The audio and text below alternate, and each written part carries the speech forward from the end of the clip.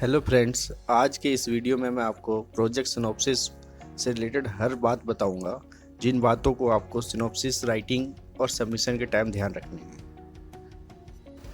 जैसे अपने प्रोजेक्ट के लिए आप गाइड को कैसे सेलेक्ट कर सकते हैं, कौन लोग आपके प्रोजेक्ट के गाइड हो सकते हैं, आप टॉपिक को कैसे सेलेक्ट कर सकते हैं और कैसा टॉपिक आपको सेलेक्ट करना चाहिए, लिखने के जो गाइडलाइंस हैं यानी कि फ़ॉन्ट साइज़ क्या होना चाहिए, कितने पेजेस में होने चाहिए, फॉर्मेट क्या होना चाहिए सिनॉप्सिस के, मेथोडोलॉजी क्या होना चाहिए और रेफरेंस कैसे लिखें, और साथ में ही सबमिशन के टाइम कौन से बातों को ध्यान रखें ताकि आपके प्रोजेक्ट अप्रूवल में दिक्कत ना आए और आपका प्रोजेक्ट सिनॉप्सिस अप्रूव हो जाए ताकि आप अपने प्रोजेक्ट पर काम स्टार्ट कर सकें।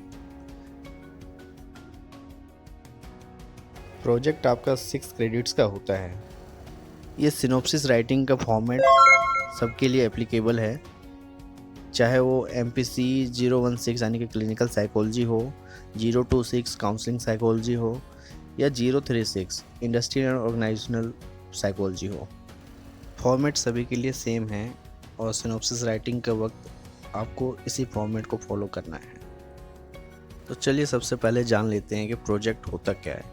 प्रोजेक्ट आपका रिसर्च वर्क होता है जिसमें आपको सबसे पहले सिनॉप्सिस रेडी करना होता है under the supervision of a guide. किनको आप गाइड ले सकते हैं वो मैं आगे बताऊंगा। सिनॉप्सिस रेडी होने के बाद आप सिनॉप्सिस को अप्रूवल के लिए अपने रीजनल सेंटर में जमा करते हैं और एक बार आपका सिनॉप्सिस अप्रूव हो जाए उसके बाद आपके पास डेटा कलेक्शन और डेटा एनालिसिस का काम बचता है और फाइनल डिसर्टेशन के फॉर्म में अपना प्रोजेक्ट आप फिर से एक बार अपने रीजनल सेंटर में जमा करते हैं। उसके बाद आपका वाइवा होता है। तो चलिए सबसे पहले देखते हैं कि who can be the guide for your project.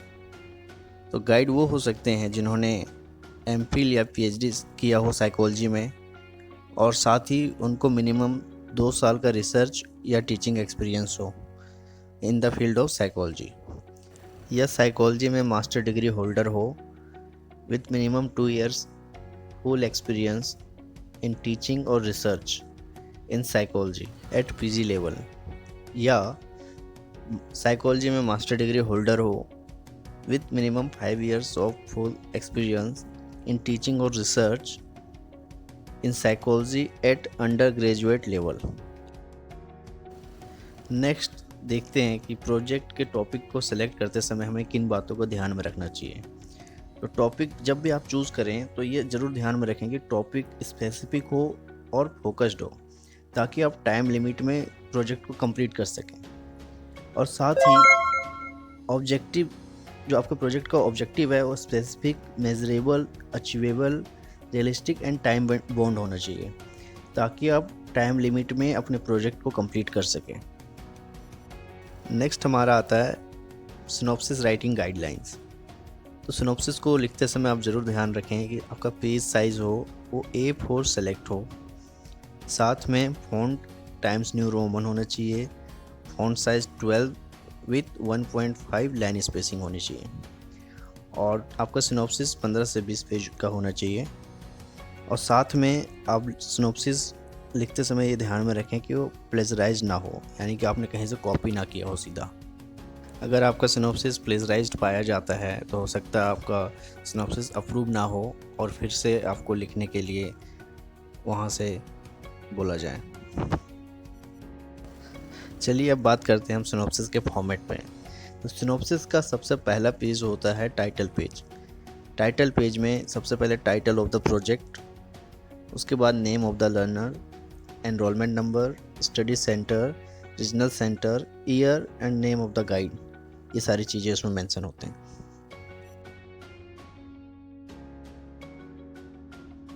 Next हमारा आता है इंट्रोडक्शन सेक्शन, जिसमें आपको अपने टॉपिक को, जो आपने टॉपिक सेलेक्ट किया है प्रोजेक्ट के लिए, उसको इंट्रोड्यूस करना होता है और साथ ही जो आपने वेरिएबल्स लिए हैं उन वेरिएबल्स के बारे में थोड़ा डिस्क्रिप्शन देना होता है।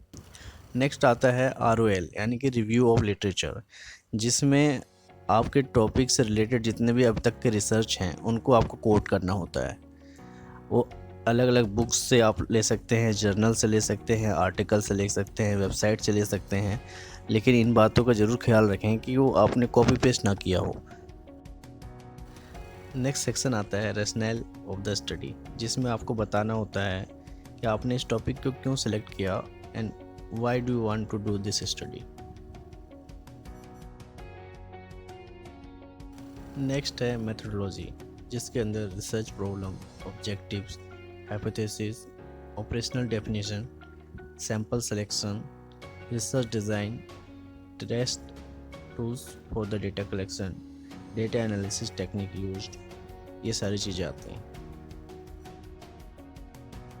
रिसर्च प्रॉब्लम और ऑब्जेक्टिव्स को आपको क्लियरली और स्पेसिफिकली मेंशन करना होगा, और साथ ही हाइपोथेसिस में आप एक हाइपोथेसिस को मेंशन करेंगे, या तो नल हाइपोथेसिस हो या अल्टरनेटिव हाइपोथेसिस हो, दोनों को नहीं मेंशन करना है। ऑपरेशनल डेफिनेशन बताता है कि आपने अपनी रिसर्च में वेरिएबल्स को किस तरीके से डिफाइन किया है। सैंपल सिलेक्शन में साइज ऑफ द सैंपल और नेचर ऑफ द सैंपल आपके टॉपिक पे डिपेंड करता है।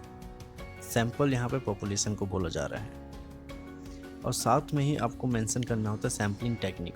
आपने कौन सी टेक्निक यूज़ किया सैंपल सिलेक्शन में, रैंडम सैंपल सिलेक्शन है या और कोई सैंपल सिलेक्शन टेक्निक यूज़ किया हुआ है। साथ में आपका रिसर्च डिज़ाइन अप्रोप्रिएट होना चाहिए as per the objective of your study. Next आपको मेंशन करना होता है कि कौन से टेस्ट या टूल्स आप अपने प्रोजेक्ट में यूज़ करेंगे डेटा कलेक्शन के लिए। वो इंटरव्यू हो सकता है, क्वेश्चनर हो सकता है, या कोई और ऑब्जेक्टिव या सब्जेक्टिव टेस्ट हो सकता है। और इसके बाद ये भी आपको बताना पड़ेगा कि आप डेटा को कैसे एनालाइज करेंगे, डेटा एनालिसिस टेक्निक क्या यूज़ करने वाले हैं, कौन से टूल्स हैं वो जो यूज़ करके आप डेटा को एनालाइज करेंगे। एट लास्ट आपका आता है रेफरेंस। रेफरेंस को लिखने के भी तरीके होते हैं। आप रेफरेंस को अपने हिसाब से कैसे भी नहीं लिख सकते। एपीए फॉर्मेट में आपको अपने रेफरेंस को मेंशन करना होगा। अगर आपने किसी टेक्स्ट बुक में से रेफरेंस लिया है तो यहाँ पे आप देख सकते हैं स्क्रीन पे, इस टाइप से आपको क्लियरली मेंशन करना होगा। ऑथर का नाम, ईयर, डॉट, चैप्टर का नाम क्या है और पब्लिशर कौन है। अगर आपने किसी जर्नल में से आर्टिकल लिया है तो उसको मेंशन करने का तरीका ये ऐसा है। किसी बुक में से चैप्टर को लिया है तो यहाँ पे आप देख सकते हैं उसका तरीका। अगर वेबसाइट में से आपने रेफरेंस लिया है तो उसका तरीका। इसके अलावा और डिटेल में आप रेफरेंस के बारे में जान सकते हैं, उसके लिए आपको विज़िट करना होगा www.apa.org। सिनॉप्सिस तैयार होने के बाद सबमिशन के टाइम पे आपको कुछ बातों का ध्यान रखना पड़ता है, जैसे कि जो आपने सिनॉप्सिस फाइनल प्रिपेयर किया है उसकी एक कॉपी अपने पास रखें। आपको ये क्लियरली मेंशन करना होगा सिनॉप्सिस में कि आपका MPC 016 है, 026 है, 036 है, जो भी एप्लीकेबल हो वो आप सिनॉप्सिस अप्रूवल फॉर्म में लिखेंगे। और साथ में यह भी जमा करने से पहले आप इंश्योर करें कि कुछ एनेक्सर्स हैं, अपेंडिक्स हैं, वो आपने उसमें अटैच किए हैं कि नहीं किए हैं। सबसे पहले proforma for approval of synopsis appendix 1 में है। Appendix 2 format for the synopsis evaluation. Appendix 3 guidelines for synopsis evaluation. Appendix 4 consent letter of the guide. Appendix 5 biodata of the guide.